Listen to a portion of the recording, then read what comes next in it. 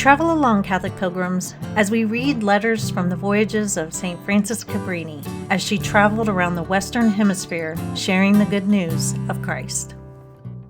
Welcome, Catholic pilgrims. I'm glad to have you with me. So today we are reading a letter that Mother Cabrini wrote to her daughters, filling them in on the inauguration of the house in Denver. So the Mother Cabrini Shrine right outside of Denver is what she is referring to, and it's what I talked about yesterday in episode 99. I recently visited the Mother Cabrini Shrine, and it is the site of the school and house that she started there and we'll be talking about today.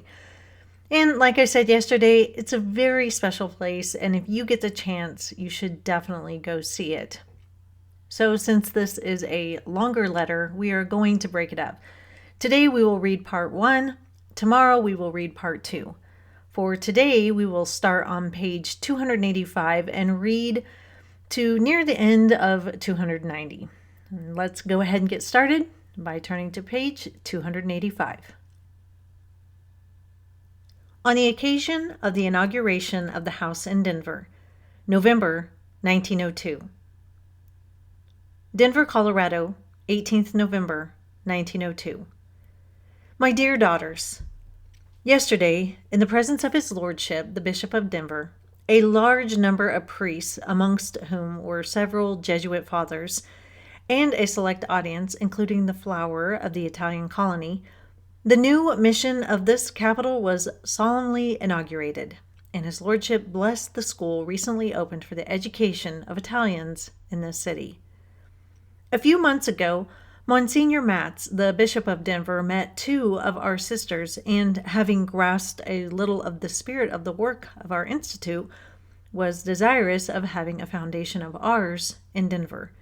He wrote to me at once and accompanied his request by such pressing exhortations, showing all the good the institute could do, the necessity of our work in that country, the vast field, as he put it, that the missionaries would find in which to exercise their zeal, etc., that it was impossible to refuse the offer. I knew the conditions of the country, which in a few years had made rapid development, and I realized His Lordship's assertions were quite true. I had not the heart to refuse him the work of the Institute when the greater glory of God was in question. After mature consideration, I consented to comply with the wishes of His Lordship, and we arrived here 2 or 3 weeks ago to launch the new foundation.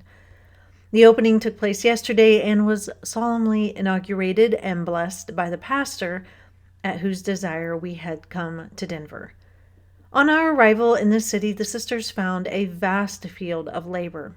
Though our work extends to every class, without regard to nationality, nevertheless, the number of Italians is very great, and this renders our mission all the more necessary.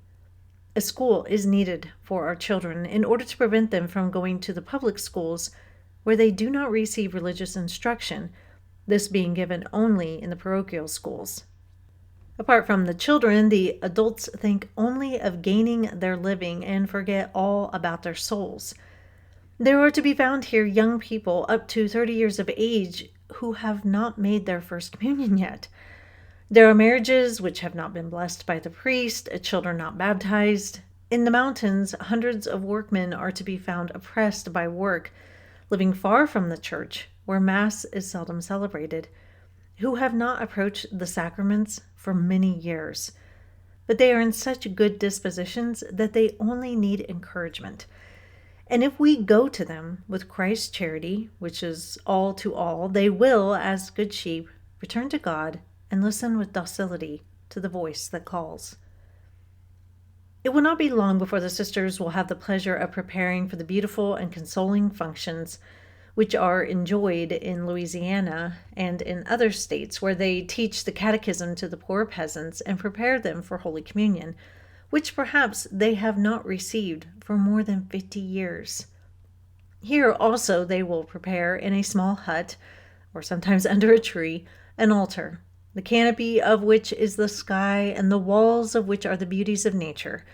Here, in the midst of this poverty, Jesus, docile to the word of the priest, descends into the hearts of these poor people whom he loves so much, At other times, it is the bishop himself who, in this immense temple of nature, having for his throne the trunk of a tree, for a carpet the green moss of the mountains, or the green grass wet with dew, administers the sacrament of confirmation to his children, on whom from heaven God looks with complacency.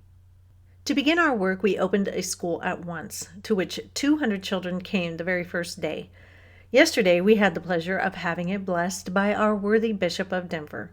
He is a man after God's own heart, full of charity, zeal, and sacrifice for the good of the sheep entrusted to his care. The most Sacred Heart of Jesus has inspired him with such confidence in the work of the missionaries of the Sacred Heart, and with so much affection for them, that we feel we have a Father in him, one who will help us and second our efforts and offer us new fields in which to do good. Like a good father, he himself desired to bless our children, so we had to prepare a reception for his lordship. You may imagine how happy we were to offer our tribute of gratitude to our good bishop. Everything seemed easy despite the shortness of time at our disposal, the difficulty of polishing, as it were, those little mountain stones. Our children, who certainly possess hidden gems of the best quality, though at present they are rather rough and unpolished. We must admit, however, that they surprised us by their brightness, docility, good nature, and lovely simplicity. The children worked a whole week with might and main and with growing anxiety as the day drew near.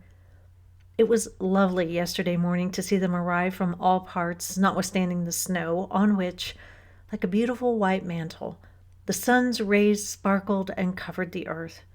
They were dressed in white, and they took their places in the center of the old church, which is now converted into a schoolhouse.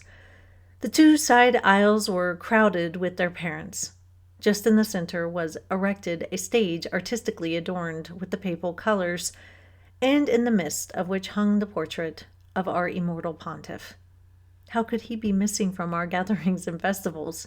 It is he who protects our institute so much, who loves us so much, and who renders our work fruitful by his blessings, and in whose name and at whose command I feel encouraged to undertake any work, assured that, leaning on the rock of the Vatican, I have nothing to fear, but, on the contrary, have in that protection a pledge of celestial favors. Now, this sight was quite new to the Italians of the city, and one could perceive the purest joy in their countenances, as well as in that of the rector, who moved about amongst his parishioners with his face lit up with smiles. The good Jesuit fathers Pantanella and Gubitosi, who help so much in this mission, were equally delighted, as well as the poor parents, who underneath a modest smile hid the pride they felt as they watched their children file out in order to the music of a march and take their places with a discipline that squalled that of our other schools, which have been long established. The hall presented a beautiful and consoling sight, which struck me as being the first fruits of a mission which will develop under the fructifying patronage of the most Sacred Heart of Jesus. A few minutes after 10 a.m., the bell announced that the bishop was approaching the school from our house, which, in his kindness, he had visited in order to see me. In a few minutes, the carriage drove to the school, where the good bishop, accompanied by a number of priests, entered the hall. With quick step and smiling all over with kindness, he saluted the children and their parents in their mother tongue, our Italian language, which he speaks well. He also speaks English, German, Spanish, and French. The children, who had been taught to make a profound curtsy to their bishop, as was becoming in the case of one in his high position, understood from his sweet and familiar salutation that he was indeed a father among them, and so they greeted him with great enthusiasm. As he confessed afterward, the good prelate was greatly surprised to see so many children gathered under the protecting wings of our Holy Mother, the Church. His heart was filled with joy, and as he said, he understood the sentiments of Jesus better on an occasion like that, for when our Lord was surrounded by children, he spoke these words, "Let little children come unto me, for of such is the kingdom of heaven." He took the above words as the text of his address, which he delivered after the children had finished their concert, which they performed quite nicely, considering the short space of time the school had been opened. It was in the course of his address that this great prelate revealed the goodness of his heart and the uncommon mental gifts with which he is adorned. Speaking to the Italians present, he showed them the necessity of giving a Catholic education to their children, of the advantages imparted to their children by learning not only the language of the country, but the mother tongue of their parents, the sweet Italian language.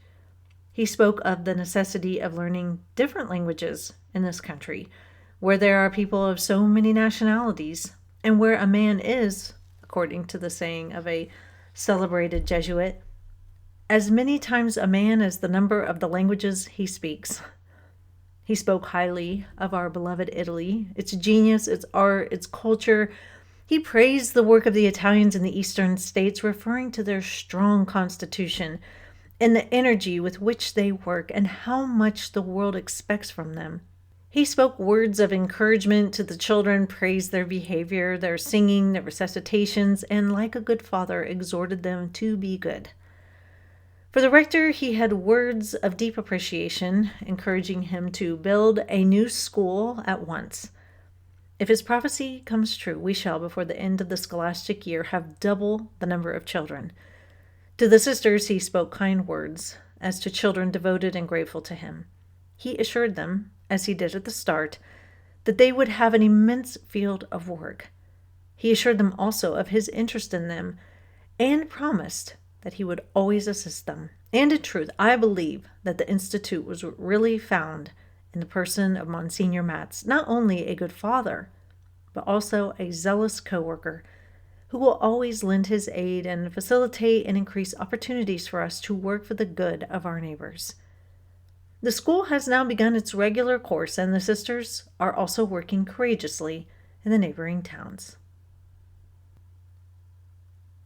We will pause here for today, Catholic Pilgrims. Tomorrow we will pick right back up and finish this letter and have a short reflection from me. Until then, live the faith boldly and travel well.